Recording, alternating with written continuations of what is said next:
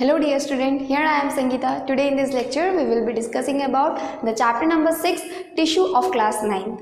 Last time we have completed till the tissue. Tissue के बारे में हमने पढ़ा था. टिश्यू क्या है, टिश्यू का डेफिनेशन किया था, टिश्यू के टाइप्स पढ़े थे. टिश्यू का डेफिनेशन क्या था? That is a group of cell that forming a specific function. एक टाइप के सेल एक ही स्ट्रक्चर के जैसे दिखाई देते होंगे सेल, वो सब क्या फॉर्म कर रहे हैं, एक स्पेसिफिक फंक्शन फॉर्म कर रहे हैं, तो उस ग्रुप ऑफ सेल को हम क्या बोलते हैं? टिश्यू. और हमने ये भी देखा था कि जो सेल है वो डिफ्रेंशिएट होकर किस में कन्वर्ट होता है? दैट इज टिश्यू में.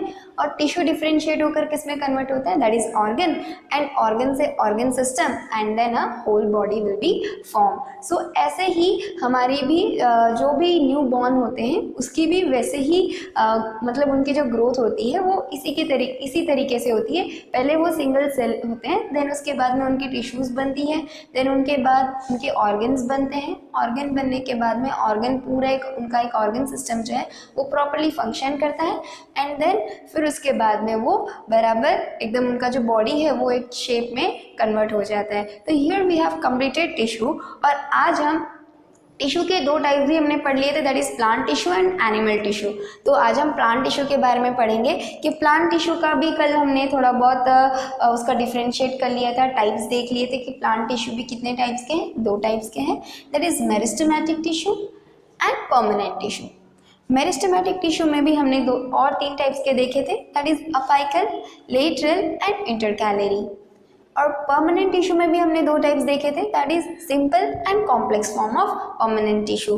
अब मेरिस्टेमेटिक टिश्यू में नाउ सिंपल परमानेंट टिश्यू में भी इसके तीन टाइप्स देखे थे, that is parenchyma simple permanent tissue, sclerenchyma simple permanent tissue, collenchyma simple permanent tissue and protective layer. Protective layer ये एक्स्ट्रा है, हम इसको आगे डिटेल में पढ़ेंगे कि प्रोटेक्टिव लेयर एक्चुअली में क्या है. कुछ नहीं, बस सिंपल सा है कि जैसे कि हमारी स्किन की ऊपर वाली लेयर होती है जिसे हम एपिडर्मिस बोलते हैं, तो सेम प्लांट के अपर लेयर को भी हम क्या बोलते हैं? Protective layer, that is an epidermis. Complex में भी दो टाइप के हैं, that is phloem and xylem. So meristematic tissue क्या है? ऐसे टिश्यू जहाँ पे ग्रोथ के लिए रिक्वायर्ड रहते हैं, ग्रोथ करवाते हैं, तो वहाँ पे कैसे टिश्यूज प्रेजेंट होंगे? मेरिस्टेमेटिक टिश्यू होंगे. और परमानेंट टिश्यू से, परमानेंट से ही आपको पता चल जाता है कि परमानेंट मतलब जहाँ पे जो ग्रोथ है वहाँ पे स्टॉप हो गई होगी, और वो जो टिश्यू मेरिस्टेमेटिक टिश्यू से किस में कन्वर्ट हो गए होंगे? परमानेंट टिश्यू में कन्वर्ट हो गए होंगे. और वो परमानेंट टिश्यू क्या करेंगे? ये जितने भी हमारे पेरेन्काइमा है, कोलेन्काइमा है, स्क्लेरेन्काइमा जो टिश्यूज़ हैं वहाँ पे वो लोग प्रेजेंट होंगे. और वो टिश्यू जो है उनका भी अलग अलग स्पेसिफिक फंक्शंस हैं, वो भी हम डिटेल में पढ़ेंगे. आज हम मेरिस्टेमेटिक टिश्यू कंप्लीट करेंगे. नाउ मेरिस्टेमेटिक टिश्यू क्या होता है?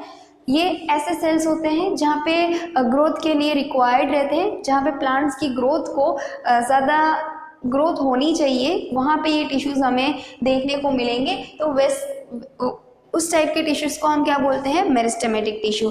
जैसे कि एग्जांपल दूं कि प्लांट की ग्रोथ अगर लेंथ वाइज ऊपर बढ़ानी हो, ग्रोथ करनी हो, तो उसको ऊपर वाले लेयर पे कौन से सेल्स होंगे? मेरिस्टेमेटिक टिश्यू होंगे. मेरिस्टेमेटिक टिश्यू होंगे, इस वजह से ही वो जो टिश्यू है वो धीरे धीरे और डिवाइड होंगे, और डिवाइड होने के बाद में उनकी लेंथ धीरे धीरे ऊपर की तरफ बढ़ेगी. तो सेम वैसे ही तो वहाँ पे कौन से सेल्स टिश्यूज प्रेजेंट होंगे? मेरिस्टेमेटिक टिश्यू प्रेजेंट होंगे. Now meristematic tissue made up of actively dividing cells present in growing area of a plant body. जहाँ पे प्लांट की बॉडी की ग्रोथ के लिए जो सेल्स चाहिए होते हैं, जो ग्रुप ऑफ सेल्स चाहिए होते हैं, जो टिश्यूज़ चाहिए होते हैं, वो कौन से टिश्यूज़ होते हैं? मेरिस्टेमेटिक टिश्यू होते हैं. और वही टिश्यू को हम बोलते हैं मेरिस्टेमेटिक टिश्यू. जहाँ पे ग्रोथ की रिक्वायरमेंट सबसे ज़्यादा चाहिए होगी, वहाँ पे कौन से टिश्यू पाए जाएंगे? मेरिस्टेमेटिक टिश्यू पाए जाएंगे. अब ये जो हमने तीन टाइप में उसको डिवाइड किया हुआ है, डिफ्रेंशिएट किया हुआ है, that is apical, intercalary and lateral. ये किस बेसिस पे किया गया है? उनके लोकेशंस के बेसिस पे किया गया है. कि लोकेशंस के बेसिस पे मेरिस्टेमेटिक टिश्यू को हमने डिफ्रेंशिएट किया है कि apical, intercalary and lateral. Apical क्या होता है? अपेक्स. अपेक्स क्या होता है?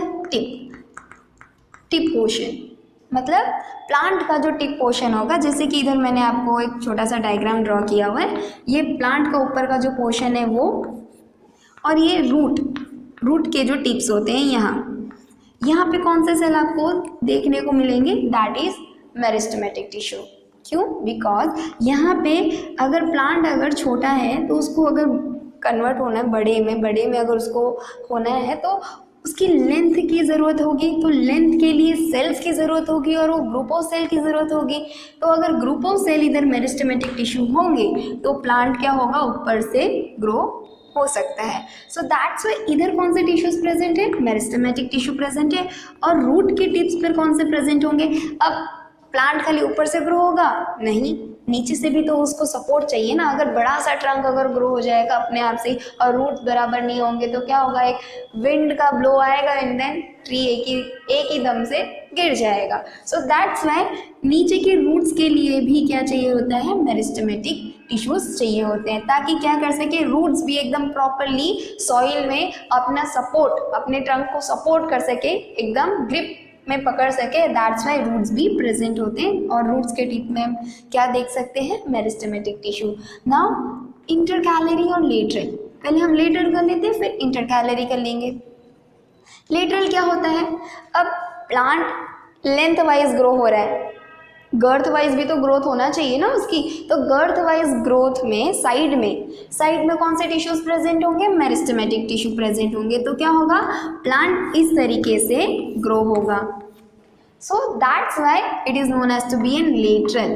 Lateral, that is present on the lateral portion or side portion of plants and responsible for the increase in girth. Girth मतलब चौड़ाई में अगर उसकी लेंथ को अगर गर्थ बढ़ाना हो, विड्थ बढ़ाना हो, तो उसके लिए भी कौन से टिश्यूज रिस्पॉन्सिबल होते हैं, मेरिस्टेमेटिक टिश्यू रिस्पॉन्सिबल होते हैं। मेरिस्टेमेटिक में भी कौन से, मेरिस्टेमेटिक लेटरल टिश्यूज प्रेजेंट होते हैं। सो of the stem and the root, और apical में it is present at the growing tips of the stem and roots, helps in increasing the length of the plant, and whereas this type of tissue is known as to be an apical meristematic tissue.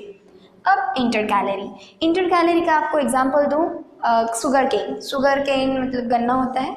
So sugar cane के बीच में आपने देखा होगा गांठें present होती है, sugar cane के बीच में ऐसे सम टाइप गांठें प्रेजेंट होती है, that is known as to be a node. इसको हम क्या बोलते हैं, नोड।